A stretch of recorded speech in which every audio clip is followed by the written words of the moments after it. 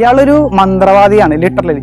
ഞാൻ ഈ നിങ്ങളെ ആരാധിക്കുന്ന ദൈവങ്ങളുണ്ടല്ലോ, ഇപ്പൊ അവരൊന്നുമല്ല. നമുക്ക് അതിനേക്കാളും ശക്തിയുള്ള കുറെ ദുർദേവതകളുണ്ട്. ഞാൻ ഇവരെയൊക്കെയാണ് ആരാധിക്കുന്നത്. സത്യമംഗലം ഫോറസ്റ്റ് റൂട്ടിൽ കൂടിയാണ് പോകുന്നത്. പിന്നെ ഞാൻ ഞെട്ടി എണീക്കുന്നത് ലോറി ഇങ്ങനെ കിടന്ന് ബൗൺസ് ചെയ്യുന്നു. ഫുട്പാത്ത് അതൊക്കെ തട്ടി മറിച്ചിട്ട് ഇങ്ങനെ അടിക്കാണ് കിടന്ന്. എന്നാൽ ശരി, ഞാനപ്പോൾ വിചാരിച്ച് എനിക്ക് നീന്താൻ അറിയാം. അപ്പൊ എന്റെ പെട്ടെന്നുള്ള ഒരു ബുദ്ധിയിൽ ഞാൻ പയ്യൻ തള്ളിയിരിക്കിട്ട് ഞാൻ നീന്തി നടുക്കേട്ട് എത്തുന്നതോറും ഒഴുക്ക് ഇങ്ങനെ കൂടാൻ തുടങ്ങി. ഞാൻ വെള്ളത്തിൽ കിടന്ന് മുങ്ങിത്താഴാൻ തുടങ്ങി. മരണപ്രാളത്തില് ഹെൽപ്പ് എന്ന് പറഞ്ഞിട്ട് കിടന്ന് ഒച്ചയെടുത്ത് ഇങ്ങനെ കരയാൻ മതി. അയാൾ മറ്റേ കരയിൽ നിന്ന് നമ്മളിങ്ങനെ ഭയങ്കര കോൾഡായിട്ട് വാച്ച് ചെയ്യുന്നു.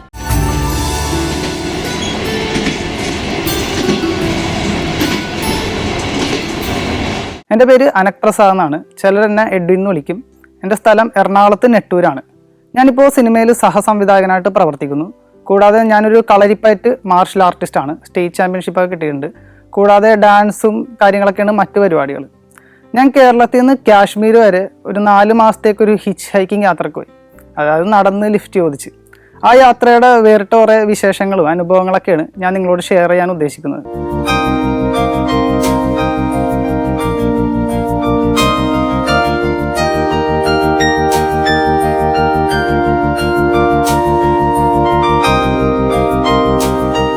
പണ്ടുപോലെ യാത്രകൾ ചെയ്തിട്ടുണ്ടെങ്കിലും എല്ലാം ഭയങ്കര യൂഷ്വലായിട്ടുള്ള അടുത്തുള്ള യാത്രകൾ തന്നെയായിരുന്നു.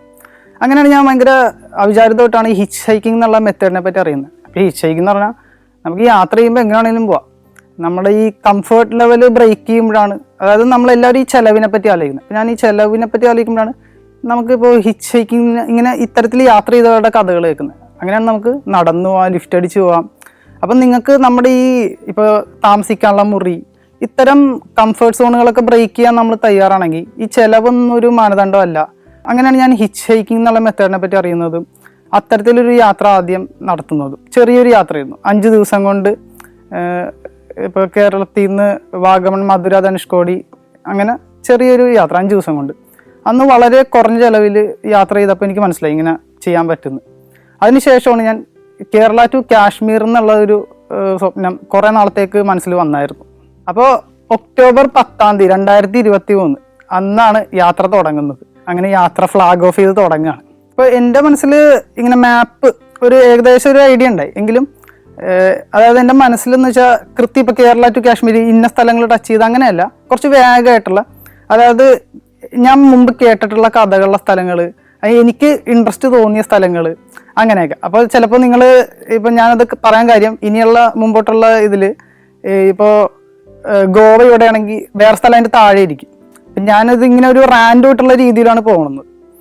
അങ്ങനെ യാത്ര തുടങ്ങി. ആദ്യത്തെ എൻ്റെ ഒരു ഡെസ്റ്റിനേഷൻ എന്ന് പറയുന്നത് തൃശ്ശൂർ അതിരപ്പള്ളി വെള്ളച്ചാട്ടം. നമുക്ക് എല്ലാവർക്കും അറിയാവുന്ന സ്ഥലമാണ്. അപ്പോൾ ഈ പോകുന്ന വഴിക്ക് എൻ്റെ പണ്ട് പോലെ ഇതിൻ്റെ ഒരു സ്വപ്നം ഉണ്ടായി. അതായത് നമ്മൾ ഓരോ സ്ഥലത്തെത്തുമ്പോൾ ഞാൻ ഡാൻസ് കളിക്കും. അപ്പം നമ്മുടെ ചെറിയ ചെറിയ ഇത്തരം വട്ടുകളാണ് എനിക്ക് എൻ്റെ ഒരു സന്തോഷം. അപ്പം നമ്മൾ ഓരോ സ്ഥലത്ത് ഇപ്പോൾ ഡാൻസ് വീഡിയോസ് ചെയ്യുക അങ്ങനെ. അപ്പോൾ അതിരപ്പള്ളി എത്തി, വെള്ളച്ചാട്ടം കണ്ടു, സാധാരണ സംഭവങ്ങൾ. അപ്പോൾ അവിടെ സ്കൂൾ കുട്ടികളും, ഇപ്പം ഞാൻ ഇവിടെ വെച്ചൊരു ഡാൻസ് വീഡിയോ ചെയ്തു. അപ്പോൾ എല്ലാവരും ഭയങ്കര ആഘോഷമായിട്ടാണ് ആദ്യത്തെ തുടക്കം തന്നെ. എല്ലാം ഭയങ്കര കളർഫുള്ളാണ്. അതിരപ്പള്ളിയിൽ നിന്ന് പിന്നെ പുറപ്പെടുമ്പോൾ രാത്രിയായി. ഇപ്പോൾ ചാലക്കുടിയിൽ നിന്ന് കോഴിക്കോട് വരെ. ഞാൻ നൈറ്റ് യാത്ര ഒഴിവാക്കാനാണ് നോക്കണം പൊതുവെ. ചാലക്കുടി എത്തിയപ്പോഴത്തേക്കും ഒരു ലിഫ്റ്റ് കിട്ടി, ഒരു ബൈക്കുകാരൻ.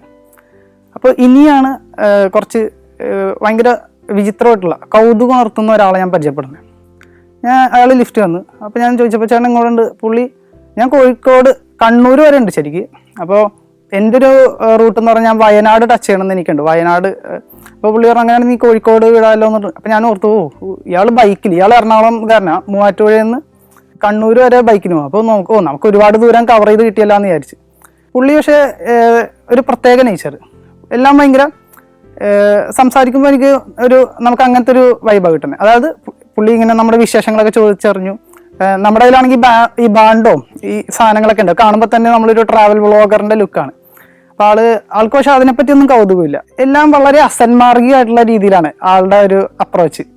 പിന്നെ ഇടയ്ക്ക് വെച്ച് ഭക്ഷണം കഴിക്കാൻ നിർത്തും. അപ്പോഴാണ് ആളുടെ ഫോണിൽ വാട്സാപ്പിൽ എന്നെ ഇങ്ങനെ കാണിക്കുമ്പോഴാണ് ആളുകളുടെ ഈ കൈരേഖയില്ലേ, ഇതിൻ്റെ ഫോട്ടോസ്. അപ്പം ഇങ്ങനെ സംസാരിക്കുമ്പോഴാണ് ഇയാൾ പറയുമ്പോൾ നമ്മളെപ്പോലെയൊക്കെ തന്നെ ജോലിയൊക്കെ ചെയ്യുന്ന ഒരു സാധാരണ മനുഷ്യൻ, കണ്ണൂർ ഹൈഡ്രോളിക്സിൻ്റെ ജോലി ചെയ്യുന്നത്. പക്ഷേ ഇത് ഇയാളുടെ അണ്ടർ കവറിൽ ഇയാൾ പറയുമ്പോഴാണ് ഇയാളൊരു മന്ത്രവാദിയാണ് ലിറ്ററലി. നമ്മളിപ്പോൾ ഈ നരബലിയുടെ കേസൊക്കെ നടക്കുമ്പോൾ നമ്മൾ ഞെട്ടണേ കേരളത്തിൽ ഇങ്ങനെ നടക്കണമെന്നൊക്കെ. പക്ഷെ ഇയാള് അത്തരത്തിലൊരു, അല്ലെങ്കിൽ എന്താ പറയാ, അതായത് നമ്മൾ കാണാത്ത ചില ലോകങ്ങൾ കാണുന്ന പോലെ ഇയാൾ സംസാരിക്കുമ്പോഴാണെങ്കിൽ ഇയാൾക്ക് ഇത്തരത്തിൽ കുറെ ക്ലയൻസ് വാട്സാപ്പിൽ വരുന്നു. അവരൊക്കെ ആണെങ്കിൽ ദുർമന്ത്രവാദം ഇതൊക്കെ ആയിട്ട് ബന്ധപ്പെട്ട പൂജകൾ ഇതൊക്കെയാണ് ചോദിക്കുന്നത്. അപ്പോൾ എൻ്റെ അടുത്ത് അയാൾ ചോദിക്കുന്നത് വിശ്വാസിയാണോ. പിന്നെ എനിക്ക് തോന്നുന്നു അയാൾ എൻ്റെ പേരിൽ നിന്ന് അനക് പ്രസാദ്, പേരിൽ നിന്ന് അയാൾക്ക് എന്തോ എൻ്റെ റിലീജിയൻ എന്തോ മനസ്സിലായെന്ന് തോന്നുന്നു. അപ്പോൾ അയാൾ ചോദിക്കുന്നുണ്ട് വിശ്വാസിയാണോ. ഞാൻ ഈ നിങ്ങളെ ആരാധിക്കുന്ന ദൈവങ്ങളുണ്ടല്ലോ, ഇപ്പം അവരൊന്നുമല്ല, നമുക്ക് അതിനേക്കാളും ശക്തിയുള്ള കുറെ ദുർദേവതകളുണ്ട്, ഞാൻ ഇവരെയൊക്കെയാണ് ആരാധിക്കുന്നത്. അപ്പോൾ അവരെ വിചാരിച്ച് ഒരുപാട് കാര്യങ്ങൾ നടക്കും. അങ്ങനെ പറഞ്ഞിട്ട് ഈ യാത്ര പിന്നെ ത്രൂ ഔട്ട് നൈറ്റ് ഇങ്ങനെ പോയിക്കൊണ്ടേയിരിക്കുക. അപ്പോൾ എനിക്കാണെങ്കിൽ കുറച്ച് നേരം കഴിയുമ്പോൾ ക്ഷീണം കാരണം ഇങ്ങനെ ഉറക്കം വരുന്നുണ്ട്. പുള്ളിയുടെ എനർജി അത് കഴിയുമ്പോൾ വേറെ ലെവലിലേക്ക് അയാളൊന്ന് നീ നമ്മുടെ കൂടെ കൂടറാന്നുള്ള സാധനം അങ്ങനെ. പക്ഷെ എനിക്ക് കുറച്ച് നേരം ഇപ്പം നല്ല ക്ഷീണമായി. അപ്പോൾ ഇയാൾ അത്തരത്തിലെ കഥകളാണ് പിന്നെ പറയണേ. ഇപ്പം ബാധൊഴിപ്പിക്കാൻ പോയ കഥകൾ. എന്നാൽ ഇയാൾക്ക് തന്നെ ഇതിൻ്റെ സയൻസ് പറയാം. ഇയാൾ പറയാം ഇത് ശരിക്കും ഇത് പേഴ്സണാലിറ്റി ഡിസോർഡറാണ്, അല്ലെങ്കിൽ ഇപ്പം മറ്റേ മണിച്ചിത്രത്താലെ പോലെ. പക്ഷെ നമുക്കിത് എങ്ങനെ വേണമെങ്കിലും ഇന്റർപ്രറ്റ് ചെയ്യാം. പിന്നെ ഇടയ്ക്ക് വെച്ച് ഇയാളുടെ ഭാര്യ വിളിക്കും. അപ്പോൾ അവർ ഗൾഫിലൊരു നേഴ്സ്. അപ്പോൾ അത്തരത്തിൽ ഭയങ്കര വിചിത്രമായിട്ടുള്ള മനുഷ്യൻ. എന്നിട്ട് അയാൾ കോഴിക്കോടായപ്പോഴത്തേക്കും ഞാൻ കോട്ടക്കലാണ് ഇറങ്ങുന്നത്. അപ്പോൾ അയാൾ നീ ഏതായാലും കണ്ണൂർ വരെ, അല്ലെങ്കിൽ നമുക്ക് കുറച്ച് ദിവസം അവിടെ കൂടിയിട്ടൊക്കെ പോകാമായിരുന്നാ, എന്നാൽ ശരി എന്ന് പറഞ്ഞിട്ട് പുള്ളി പോയി. അങ്ങനെ രണ്ടാമത്തെ രാത്രി കോട്ടക്കലാണ് ഞാൻ പിന്നെ ക്യാമ്പ് ചെയ്യുന്നത്. അടുത്ത ദിവസം ഇപ്പോൾ കോട്ടക്കലിൽ നിന്ന് യാത്ര തുടങ്ങിയിട്ട് പിന്നെ എനിക്കൊരു ലിഫ്റ്റ് കിട്ടി. അതായത് ഒരു തമിഴ് റൈഡറാണ്, ബൈക്ക് റൈഡർ. അപ്പോൾ ഇയാൾ തമിഴ്നാട്ടുകാരാണ്. അദ്ദേഹം ഈ വയനാട് വഴി, അപ്പം നമ്മുടെ റൂട്ട് തന്നെ താമരശ്ശേരിയിൽ നിന്ന് അങ്ങനെ തിരിച്ച് തമിഴ്നാട്ടിലേക്ക് പോകുന്നൊരു വഴിയാണ്. അപ്പം ഞാൻ അദ്ദേഹത്തിൻ്റെ കൂടെ കൂടി അങ്ങനെ സന്ധ്യയോടെ ചുരമൊക്കെ കയറി വയനാട്ടിലൂടെ പാസ് ചെയ്തിട്ട് ഞാൻ രാത്രി ആയപ്പോഴത്തേക്കും രാവിലെ എനിക്ക് അവിടെ എനിക്കൊരു പൂതി. ഇപ്പം നമ്മൾ വയനാട് അവിടുത്തെ ഒരു ഇതിൽ ഡാൻസ് വീഡിയോ ചെയ്യാന്നുള്ളതിൽ വയനാട് താമരശ്ശേരിയുടെ ആ ചെക്ക് പോസ്റ്റ് ഉണ്ടല്ലോ, വയനാട്ടിലേക്കുള്ള എൻട്രൻസിൽ അവിടെയാണ് നൈറ്റ് രാത്രി പിന്നെ സ്റ്റേ ചെയ്യുന്നത്. പിന്നെ മറ്റേ പൂക്കോട് തടാകം, മീൻമുട്ടി, ബാണാസുര ഡാം, വയനാട്ടിലുള്ള മെയിൻ സ്ഥലങ്ങളെല്ലാം ടച്ച് ചെയ്ത് എല്ലാവരും പോകുന്ന സ്ഥലങ്ങളൊക്കെ തന്നെ അവിടെയൊക്കെ ടച്ച് ചെയ്ത് ഇങ്ങനെ പോകണേ. പിന്നെ ഞാൻ വയനാട് നിന്ന് പിന്നെ സുൽത്താൻ ബത്തേരി ടൗണിലാണ് എത്തുന്നത്. അപ്പോൾ സുൽത്താൻ ബത്തേരി ടൗണിനെ പറ്റി ഞാൻ കേട്ടിട്ടുള്ളതും ക്ലീനസ്റ്റ് ടൗൺ ഇൻ കേരള എന്നാണല്ലോ. അപ്പോൾ അവിടെ എത്തിയപ്പോഴാണ് ശരിയാണ്, നമ്മൾ ഇപ്പോൾ സാധാരണ എവിടെ ചെന്നാലും ഫുട്പാത്തിലൊക്കെ മിഠായിയുടെ കവർ അല്ലെങ്കിൽ സിഗരറ്റ് കുറ്റികൾ എല്ലാ വൃത്തികേടുകളും ഉണ്ടാവും. പക്ഷെ ഇവിടെ എല്ലാം ഭയങ്കര നീറ്റായിട്ട് കിടക്കും. അപ്പോൾ രാത്രിയായപ്പോൾ ഞാൻ സുൽത്താൻ ബത്തേരി എത്തി. അവിടെ ഒരു പണി നടക്കണ ഒരു ബിൽഡിംഗ് ഉണ്ടായി. അവിടെയാണ് രാത്രി ക്യാമ്പ് ചെയ്തത്. അതായത് നമുക്ക് പട്ടി ശല്യം ഉണ്ടാവും. ടെൻറ്റ് കെട്ടാന്നാണ് എനിക്ക് മനസ്സിലായത്. രാത്രി ഈ പട്ടികൾ ഇത് കാണുമ്പോൾ കുറച്ചേണ്ടി വരും, അല്ലെങ്കിൽ ഇതൊന്ന് മുള്ളിയിടും. നമ്മളിത് ഒച്ച ഉണ്ടാക്കി ഉറക്കം പോവും. അപ്പം നമ്മൾ പിന്നെ നമുക്ക് ഇത് മനസ്സിലായി തുടങ്ങി. ഇപ്പം നമ്മളിത് യാത്രയുടെ കൂടി ഇതൊരു പ്രാക്ടീസ് ആവുകയാണല്ലോ. ഈ നമ്മൾ എന്ന് വെച്ചാൽ മാൻ വേഴ്സസ് വേൾഡൊക്കെ പോലെ നമ്മൾ ഈ സർവൈവൽ ഇതൊക്കെ. അപ്പം നമ്മൾക്ക് ഈ സേഫ് ആയിട്ടുള്ള സ്ഥലം ഇതൊക്കെ നമുക്ക് പയ്യെ മനസ്സിലാവാൻ തുടങ്ങി. അവിടെ നിന്ന് പിന്നെ നടന്ന് ഭക്ഷണമൊക്കെ കഴിക്കാൻ ഞാൻ ഇങ്ങനെ ഹോട്ടലിലേക്ക് ഫ്രഷ് ആവുന്നത്. യാത്രയിലായതുകൊണ്ട് ആരോഗ്യം ശ്രദ്ധിക്കണം എന്നുള്ളതുകൊണ്ട് അരവയറ് കഴിക്കുക, പിന്നെ എപ്പോഴും ഹൈഡ്രേഷൻ, വെള്ളം കുടിക്കുക, ഇതൊക്കെയാണ് ശ്രദ്ധിക്കുന്നത്. പിന്നെ സുൽത്താൻ ബത്തേരി പിന്നെ ഊട്ടിയാണ്. ഊട്ടിയിലേക്കുള്ള വഴി പിന്നെ യാത്ര തുടരാണ്. അപ്പോഴാണ് ഈ മനോജ് എന്ന് പറഞ്ഞിട്ടൊരു ബൈക്കുകാരൻ ലിഫ്റ്റ് വരുന്നത്. അദ്ദേഹം ഊട്ടി സ്വദേശിയാണ്. അപ്പോൾ അദ്ദേഹം ഇതുപോലെ ഒത്തിരി യാത്രകൾ നടത്തുന്ന ഒരാളാണ്. എനിക്ക് തോന്നുന്നു നാഗാലാൻഡ് അവിടെ ആയിരുന്നു പഠനം ഇതൊക്കെ ആയിട്ട് ബന്ധപ്പെട്ട് അദ്ദേഹം ലിഫ്റ്റ് തന്നു. അപ്പോൾ ഇതുപോലെ ഇതിനെപ്പറ്റി ഇൻട്രസ്റ്റ് ഉള്ളവരൊക്കെ ആണെങ്കിൽ നമ്മൾ ഭയങ്കര റെസ്പെക്റ്റും, മറ്റേ ആളുകൾക്ക് ആണെങ്കിൽ സംശയവും ഇതറിയാനുള്ള ആകാംക്ഷയും എന്താണ് ആ ഡൗട്ടുകളുമാണ് ഞാൻ കണ്ടത്. ഇപ്പോൾ ഈ ലിഫ്റ്റ് തന്ന പുള്ളിയാണെങ്കിൽ ഭയങ്കര ഇത്. അപ്പോൾ എൻ്റെ കയ്യിൽ അന്ന് അപ്പോൾ ഈ ബോർഡില്ല ഈ യാത്ര ചെയ്യുമ്പോൾ. അപ്പോൾ അദ്ദേഹമാണ് പറയുന്നത്, നിങ്ങൾ ഇങ്ങനെ പോയാൽ എങ്ങനെ, നോ വൺ വിൽ നോ, ആളുകൾക്ക് മനസ്സിലാവണ്ടേ, പെട്ടെന്ന് ലിഫ്റ്റ് തരണ്ടേ. അപ്പോൾ ഒരു കാര്യമുണ്ട്, നമുക്ക് ഈ കേരള ടു കാശ്മീർ ഇങ്ങനെ ഒരു ബോർഡ് വെക്കുന്നു പറഞ്ഞു. അപ്പോൾ ശരി എന്ന് പറഞ്ഞിട്ട് ഊട്ടി ടൗണിലെത്തിയപ്പോഴാണ് ഇദ്ദേഹം തന്നെ മുൻകൈ എടുത്ത് ഞാൻ സ്റ്റുഡിയോയിലേക്ക് പോകും. നേരെ സ്റ്റുഡിയോയിലേക്ക് എന്നിട്ട് എന്ത് ടൈപ്പ് ചെയ്യണം പറ. അപ്പം ഞാനെന്നാ ശരി hitch hiking from Kerala to Kashmir, എന്നിട്ട് താഴെ ക്യാപ്ഷനും എഡ്വിൻ ഹിച്ച് ഹൈക്കർ, എൻ്റെ ആ ഒരു പ്രൊഫൈൽ വിട്ടിട്ട് അങ്ങനെ ഒരു പ്രിൻ്റ് ഔട്ട് എടുത്ത് തന്ന ആൾ. അങ്ങനെ അപ്പോൾ അയാളും ഭയങ്കര ഈ പ്രിൻ്റ് എടുത്തിട്ട് ഭയങ്കര ക്ഷയിക്കാൻ അയാൾ അതിൻ്റെ ഒപ്പം ഒരു ഫോട്ടോ ഒക്കെ എടുത്തിട്ട് അവിടെ നിന്ന് പിന്നെ ഒരു രാത്രി ഊട്ടി ടൗണിൽ നിന്നിട്ട്, അതാണ് എൻ്റെ ഊട്ടിയിൽ വരാൻ ഒരു മെയിൻ കാരണം ആദ്യം വേണ്ടത്. ഞാൻ ഈ സിനിമകളിലൊക്കെ നമ്മൾ ഇതുവരെ കണ്ടുള്ള ട്രെയിൻ, മറ്റേ ഊട്ടി പട്ടണം, മറ്റേ ടോയ് ട്രെയിൻ ഇതുവരെ കയറിയിട്ടില്ല. അപ്പോൾ അതുകൊണ്ടാണ് ഈ ഊട്ടി ടച്ച് ചെയ്യുന്നത്. അങ്ങനെ ഊട്ടിയിൽ നിന്ന് ട്രെയിനിൽ മേട്ടുപ്പാളയം വരെ എത്തി. ഈ പോണ വഴിക്കൊക്കെ ഒരുപാട് പേരെ കാണുന്നുണ്ട്, ഒത്തിരി മലയാളികളും എല്ലാവരും ഉണ്ട്. മേട്ടുപ്പാളയത്ത് നിന്ന് പിന്നെ ടൗൺ വരെ ഒരു ചെറിയൊരു ട്രക്കിൽ അങ്ങനെ ലിഫ്റ്റ് കിട്ടി. നമ്മൾ രാത്രി ബസ് സ്റ്റാൻഡിൻ്റെ ഒരു സൈഡിൽ അവിടെ ആളുകളൊക്കെ ഉണ്ട്, മറ്റാളുകളുണ്ട്, ടാക്സി ഡ്രൈവർ, കുറേ ടാക്സികളുണ്ട്. അപ്പോൾ അവിടെയാണ് ടെൻറ്റ് ഇങ്ങനെ ക്യാമ്പ് ചെയ്യുന്നത്. അങ്ങനെ അടുത്ത ദിവസം ആയപ്പോൾ രാത്രിയിലത്തെ പിക്ചറല്ല, ഭയങ്കര തിരക്ക് പിടിച്ച മറ്റൊരു ബസ് സ്റ്റാൻഡാണ് നമ്മൾ കാണുന്നത്. അവിടെ നിന്ന് വീണ്ടും യാത്ര തുടങ്ങുന്നു. Germany, Poland, Bosnia and Herzegovina, Kyrgyzstan. സഞ്ചാരം വോള്യം നമ്പർ 19. ഫുൾ HD-യിലുള്ള ഈ അപൂർവ ദൃശ്യയാത്രാ വിവരണ ശേഖരം സ്വന്തമാക്കാൻ സഞ്ചാരം എന്ന് SMS ചെയ്യൂ. ഫോൺ 9995 444 222.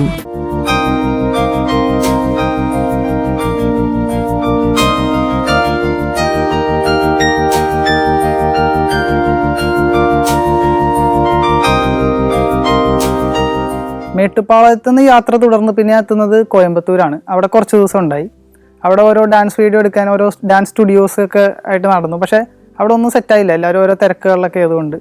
അതിനുശേഷം ഞാൻ വീണ്ടും യാത്ര തുടർന്നപ്പോൾ സത്യമംഗലം ഫോറസ്റ്റ് റൂട്ടിലേക്കാണ് ഞാൻ പോകുന്നത്. അപ്പോൾ പോകുന്ന വഴിക്ക് എനിക്ക് ഒരു രാത്രി വേറെ ആൾ ലിഫ്റ്റ് തന്നു. അപ്പോൾ അദ്ദേഹത്തിൻ്റെ പേര് റഫീഖ് എന്നാണ്. കാണുമ്പോൾ പൊക്കമൊക്കെ ഭയങ്കര കുറവ്, പക്ഷെ ഭയങ്കര ഒരു ടെറർ ലുക്കുള്ള ഒരാൾ, കണ്ടാൽ തന്നെ പേടിയാവുന്ന ഒരു ആള് പാസ് ചെയ്ത് പോയി. പിന്നെ കറങ്ങി തിരിഞ്ഞു വന്നു. ഇപ്പോൾ എന്ന് പറഞ്ഞിട്ട് കലിപ്പ് ഇതിൽ പറഞ്ഞു. അപ്പോൾ ആൾക്ക് നമ്മുടെ ബാണ്ട് ഇതൊക്കെ കണ്ടപ്പോൾ മനസ്സിലായി നമ്മളൊരു ട്രാവൽ ചെയ്യുന്ന ആളാണ്. അപ്പോൾ ആളിങ്ങനെ എന്താണ് യാത്രയുടെ ഉദ്ദേശം കാര്യങ്ങളൊക്കെ പറഞ്ഞു. അപ്പോൾ ആൾ നമുക്കുണ്ട് ചുമ്മാ കളിയാക്കുന്ന രീതിയിലും കുറച്ച് കാര്യത്തിലാണ് പറഞ്ഞത്. നിങ്ങളിങ്ങനെയൊക്കെ യാത്ര ചെയ്തിട്ട് എന്താ കാര്യം? അപ്പോൾ നമ്മൾ വ്ളോഗ് അല്ലെങ്കിൽ നിങ്ങളപ്പോൾ ഉള്ളവർ യാത്ര ചെയ്തിട്ട് അവിടുത്തെ ഓരോ പ്രശ്നങ്ങൾ ഇതൊക്കെ വല്ലതും മാറുമോ? എനിക്ക് തോന്നുന്നില്ല. അപ്പോൾ ഇദ്ദേഹം പറഞ്ഞപ്പോൾ എനിക്ക് മനസ്സിലായി ഇദ്ദേഹം ഒരുപാട് കഷ്ടപ്പാടുകളും ദുരന്തവും ഒരുപാട് കടങ്ങളൊക്കെ ഉള്ളൊരു ഭയങ്കര റഫ് ജീവിതം നേടുന്ന ഒരാളാണ്. എന്നാലും അയാൾ പിന്നെ പറഞ്ഞു, അത് ഞാൻ പിന്നെ തമാശക്ക് പറഞ്ഞോ, നിങ്ങളൊക്കെ പോകുന്നത് തന്നെ ഇങ്ങനെ വലിയ കാര്യം, നമ്മളെ കൊണ്ടൊന്നും നടക്കൂല, നിങ്ങൾ വീട്ടിലേക്ക് വാ. നമ്മളെ ചെറിയൊക്കെ 3 മക്കളുണ്ട്, അപ്പോൾ ചെറിയ കൊച്ചൊക്കെ ഉണ്ട്, എല്ലാവർക്കും ഒന്ന് ഭയങ്കര സന്തോഷവും. നിങ്ങളിനി രാത്രി എവിടെ കിടക്കുന്ന ഓർത്താൽ എനിക്ക് ടെൻഷൻ, നിങ്ങളാണെങ്കിൽ വീട്ടിലേക്ക് കുടിക്കുമോ. പിന്നെ നോക്കുമ്പോൾ അയാളുടെ ഒരു ടോൺ തന്നെ മാറി. അയാൾ ഭയങ്കര ഒരു അനുകമ്പ, എന്നാ ഇത് വെച്ചോന്ന് പറഞ്ഞിട്ട് അപ്പോൾ കുറച്ച് പൈസ എടുത്തിട്ടായിരുന്നു. അപ്പോൾ ഞാനിങ്ങനെ ഓർത്തേ, ഇയാൾ നേരത്തെ പറഞ്ഞായിരുന്നു ഇയാൾക്ക് ഒരുപാട് കടമുണ്ട്, ആളുകൾ ഇടയ്ക്ക് ഓരോ കോളൊക്കെ വരുമ്പോൾ ഇയാൾ കട്ടാക്കുന്നുണ്ട്. അപ്പോൾ തന്നെ കുറേ പേര് നിങ്ങൾക്ക് ഉള്ളതേ ഇല്ല, എന്നിട്ട് നിങ്ങൾ അയാളുടെ കയ്യിൽ നിന്ന് നമ്മൾ മേടിക്കണമെന്ന് തന്നെ റോങ് ആണല്ലോ. അപ്പം ഇല്ല വെച്ചോ പറഞ്ഞിട്ട് ആൾ ജസ്റ്റ് ഞാൻ വീട്ടിൽ പോയി അയാളുടെ മക്കളെ കണ്ടു, എല്ലാവരും ഒരു ഫോട്ടോ ഒക്കെ എടുത്ത് പിന്നെ യാത്ര തുടർന്നു. അപ്പോൾ പിന്നീട് ഞാൻ മൈസൂർക്കാണ് പോകുന്നത്. തമിഴ്നാട് കഴിയാറായി, കർണാടകയിലേക്ക് കടക്കുന്ന വഴിയാണ്. അപ്പോൾ സത്യമംഗലം ഫോറസ്റ്റ് റൂട്ടിൽ കൂടിയാണ് പോകുന്നത്, വനമേഖലയാണ്. അപ്പോഴാണ് ഒരു തമിഴൻ ലോറി ലിഫ്റ്റ് ആയിരുന്നത്. ഈ യാത്ര തുടങ്ങിയതിന് ശേഷമുള്ള ആദ്യത്തെ ഒരു ഹെവി വെഹിക്കിളാണ് വലിയ. അപ്പോൾ അതിൽ നോക്കുമ്പോൾ ഒരു അണ്ണനും അദ്ദേഹത്തിൻ്റെ ശിങ്കിടിയായിട്ട് ചെറിയൊരു പയ്യനും ഉണ്ട്. അപ്പോൾ അവർ ഭയങ്കര സ്നേഹം, അവർ നമുക്ക് ലിഫ്റ്റ് തന്നു. ഭയങ്കര ദൈർഘ്യമുള്ള ഒരു യാത്രയാണ്. അപ്പോൾ ഏതായാലും മൈസൂർ എത്തുമ്പോഴത്തേക്കും ഒരു നല്ല ലേറ്റ് ആവും, ഒരുപാട് സമയം എടുക്കും. അപ്പോൾ ഇഷ്ടംപോലെ സമയമുണ്ട്. ഞാൻ നല്ല രാത്രി ആയപ്പോഴത്തേക്കും നല്ല ഉറക്കത്തിലേക്ക് പോയി. ഈ ലോറി ഇങ്ങനെ കാട്ടിലൂടെ പോവുകയാണ്. പിന്നെയും കിലോമീറ്ററുകളോളം കഴിഞ്ഞാണ് ഞാൻ നല്ല ഉറക്കമായി. പിന്നെ ഞാൻ ഞെട്ടി എണീക്കുന്നത് ലോറി ഇങ്ങനെ കിടന്ന് ബൗൺസ് ചെയ്യണം. ഞാൻ ഞെട്ടി ലോറി ഇങ്ങനെ കിടന്ന് ഇങ്ങനെ അടിക്കുകയാണ്. അപ്പം ഞാൻ നോക്കുമ്പോൾ വണ്ടി ഓടിക്കുന്നത് ഈ അണ്ണനല്ല, പുള്ളിയുടെ ശിങ്കിടിയായിട്ടുള്ള പയ്യനാണ്. പയ്യൻ എന്ന് പറഞ്ഞാൽ ഒരു 18 വയസ്സ് തികച്ചുണ്ടാവുമെന്ന് എനിക്ക് സംശയമാണ്. തീരെ ചെറിയൊരു പയ്യനാണ്. അപ്പം ഞാൻ നോക്കുമ്പോൾ ഈ ലോറി റോട്ടിൽ നിന്ന് മാറിയിട്ട്, അതായത് ഈ ഫുട് പാത്ത് അല്ലെങ്കിൽ ഇതിൻ്റെ ഒരു ചെറിയ ടൗണാണ്, ഏതോ ഫോറസ്റ്റ് ഏരിയ ഒക്കെ കഴിഞ്ഞു.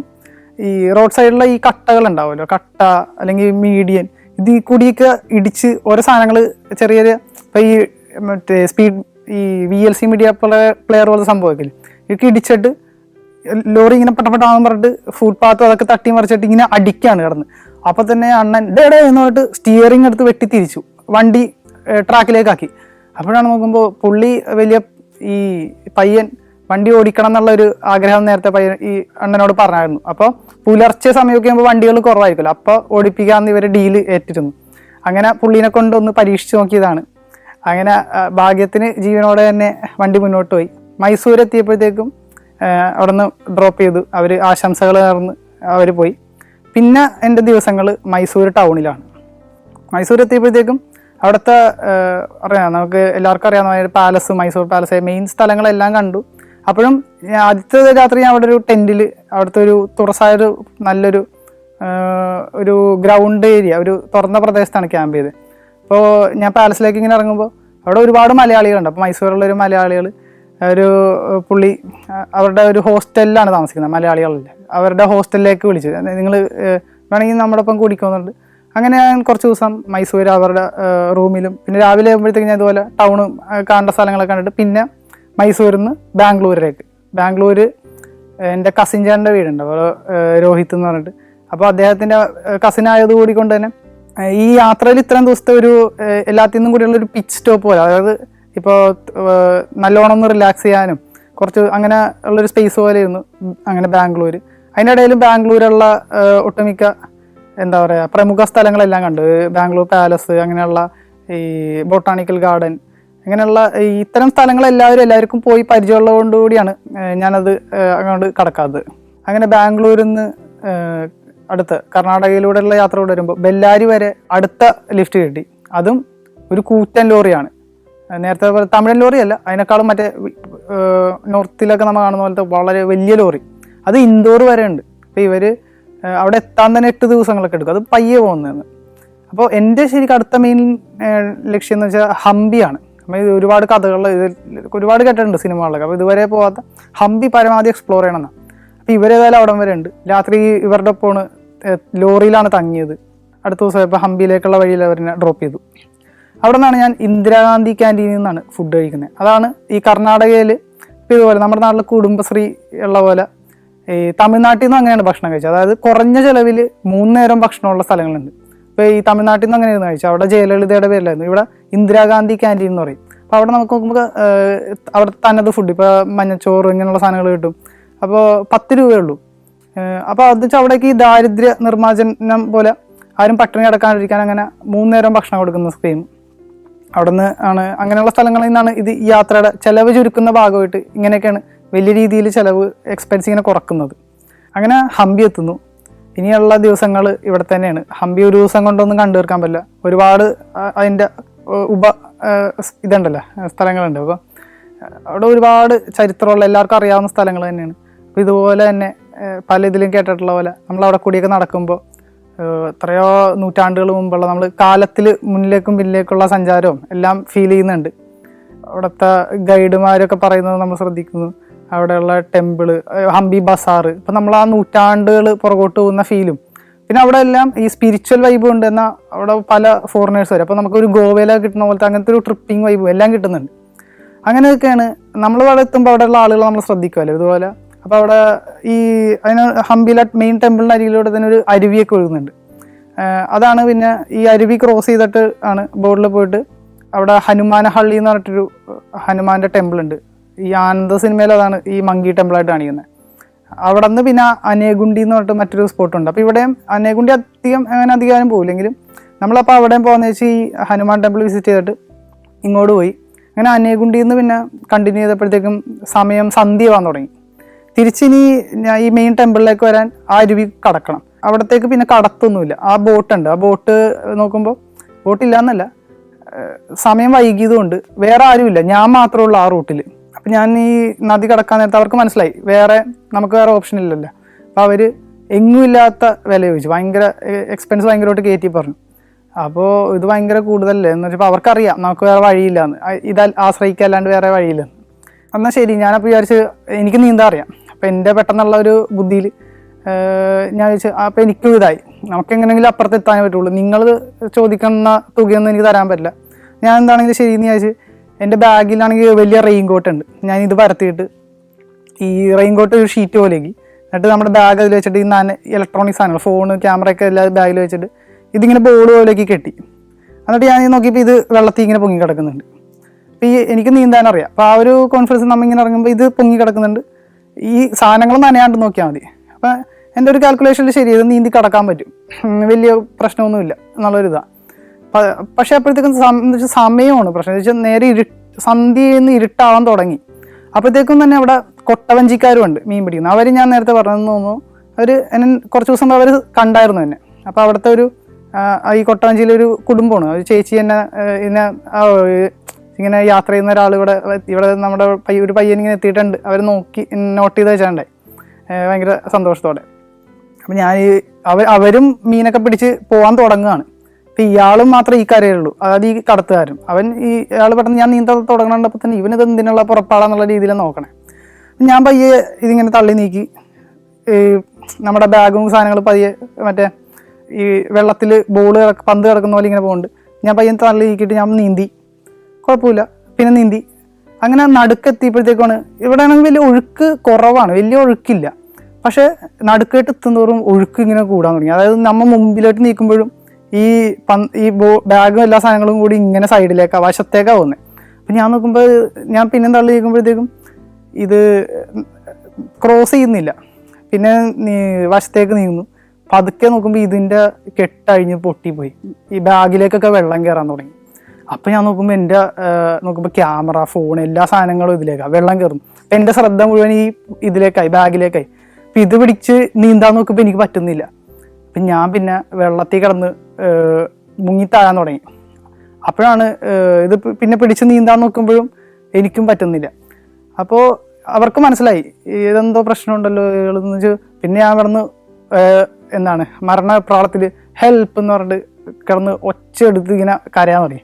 അപ്പോഴാണ് അവർക്ക് മനസ്സിലായി ഇത് കയ്യിൽ നിന്ന് പോയെന്ന്. അപ്പോൾ ഞാൻ പെട്ടെന്ന് ഇങ്ങനെ തിരിഞ്ഞിങ്ങനെ നോക്കുമ്പോൾ അയാൾ മറ്റേ കരയിൽ നിന്ന് നമ്മളിങ്ങനെ ഭയങ്കര കോൾഡായിട്ട് വാച്ച് ചെയ്യുന്നു, നിർവികാരനായിട്ടാണ്, നിനക്കത് വേണം എന്നുള്ള പോലെ. ഈ കൊട്ടാഞ്ചിക്കാർ ഓടി വന്നിട്ട് ഞാനപ്പോൾ മുങ്ങി മരണത്തിനാണ് പിന്നെ കാണുന്നത്. നമ്മൾ നടക്കുന്നത് മുങ്ങി ചാഴാണ്. അപ്പോഴത്തേക്കും ഈ എല്ലാം ഒന്നും കൂടി ഒന്നേന്ന് റീവൈൻഡ് വന്ന് നമ്മൾ ഇവിടെ നിന്ന് തുടങ്ങിയതും എന്നുള്ള കാര്യങ്ങൾ ഇതിനായിരുന്നു എന്നുള്ള പോലെ. അപ്പോഴത്തേക്കും അവർ പെട്ടെന്ന് നമ്മുടെ കൈ പിടിച്ച് പൊക്കി കയറ്റി വഞ്ചിയിലേക്ക് കയറ്റിയിട്ട് ഞാൻ പെട്ടെന്ന് എൻ്റെ ബാഗ് സാധനങ്ങളിലേക്ക് അത് ഒഴുകി പോകുന്നുള്ള പോലെ അതിലേക്ക് കൈ എത്തിച്ചപ്പോഴത്തേക്ക് അവർ എൻ്റെ മുതുകത്തിട്ട് ഒറ്റയിടിയെന്ന്, എനിക്ക് വല്ല കാര്യമുണ്ടോ എന്നുള്ള പോലെ പറഞ്ഞിട്ട് അവർ ഭയങ്കര ഒരു ഏങ്ങലോടെയൊക്കെ പോലെ എന്തിൻ്റെ കേടാന്നുള്ള പോലെ. എന്നിട്ട് അവർ അക്കരയിലേക്ക് തുഴഞ്ഞെത്തിച്ച് അപ്പോഴത്തേക്കും സാധനങ്ങൾ ബാഗ് ഇതൊക്കെ ഇപ്പോഴത്തേക്കും നാട്ടുകാരൊക്കെ ഓടിക്കൂടി. അപ്പോൾ എന്തിൻ്റെ കേടാ എന്നുള്ള പോലെ ആ ഒരു രീതിയിൽ വല്ലതുമായി അപ്പം ഞാൻ ഇങ്ങനെ ആലോചിച്ചു, ഒരു നിമിഷത്തേക്ക് അവരെങ്കിലും പോയെങ്കിൽ ഞാനിന്നിവിടെ ഇല്ല. അപ്പോഴത്തേക്കും നോക്കുമ്പോഴാണ് ഫോൺ മൊത്തം നനഞ്ഞ് ഫോണിൻ്റെ പരിപാടി തീർന്നായിരുന്നു. ക്യാമറയിൽ വെള്ളം കയറിയെങ്കിലും ക്യാമറ സർവൈവ് ചെയ്തു. തുണിയും സാധനങ്ങളൊക്കെ നനഞ്ഞായിരുന്നു. ബാക്കി അതൊക്കെ എടുത്ത് കറങ്ങി പിന്നെ നടന്ന് നമ്മൾ ഹംപി നമ്മുടെ ഹാൾട്ട് ചെയ്യുന്ന സ്ഥലത്തേക്ക് എത്തി. അവിടെ ഈ കൽമണ്ഡപം ഉണ്ടല്ലോ, അവിടെയാണ് നമ്മൾ ഹാൾട്ട് ചെയ്യുന്നത്. രാത്രിയാകുമ്പോൾ അവിടെ മൃഗങ്ങളും പശുക്കളൊക്കെ വരും. കുറച്ച് ദിവസം അവിടെ. അപ്പോൾ നമ്മുടെ ഈ പുറം ലോകമായിട്ടുള്ള കോൺടാക്റ്റ് ഒക്കെ കട്ടായി. ഇനി കുറച്ച് ദിവസത്തേക്ക് അപ്പോൾ നോക്കുമ്പോൾ വീട്ടുകാർ നമ്മൾ വിളിച്ചിട്ട് കിട്ടുന്നില്ല. ഞാൻ മറ്റൊരു ഫോണിൽ നിന്ന് വിളിച്ച് പറഞ്ഞു, അതെ ഒന്നുമില്ല ഫോണൊന്ന് വെള്ളത്തിൽ പോയി. ശരി, കാരണം നമ്മുടെ വേണ്ടപ്പെട്ടവർ അവർ അറിയണ്ടല്ലോ എന്ന് ചോദിച്ചു. അങ്ങനെ ടൗണിൽ പോയി മറ്റൊരു ഫോൺ വാങ്ങാനുള്ള ഇതായി. അപ്പോൾ ഈ യാത്രയുടെ ബഡ്ജറ്റ് തന്നെ ആകെ താളം തെറ്റിച്ചു. അതായത് പ്രതീക്ഷിക്കാണ്ട് ഞാൻ തന്നെ വരുത്തി വെച്ചൊരു അപകടമായതുകൊണ്ട് ഇത് നമ്മുടെ ഒരു കാൽക്കുലേഷനിൽ നിന്ന് പോയപ്പോൾ ആദ്യത്തെ ഒരു അടി കിട്ടിയപ്പോൾ തന്നെ നമ്മൾ മരണത്തിനെ കണ്ടുകൊണ്ട് പിന്നെ ഇതുവരെ ഉണ്ടായ എല്ലാ ഒരു ബ്രൈറ്റ്നസ്സും പെട്ടെന്ന് നമ്മളാകെ ഒന്ന് മാനസികമായിട്ട് തളർന്ന പോലെ. എപ്പോഴും നമ്മൾ ഫോക്കസ്ഡ് ആയിരിക്കണം, ഇനി മണ്ടത്തരം കാണിക്കരുത് എന്നുള്ള പോലെ.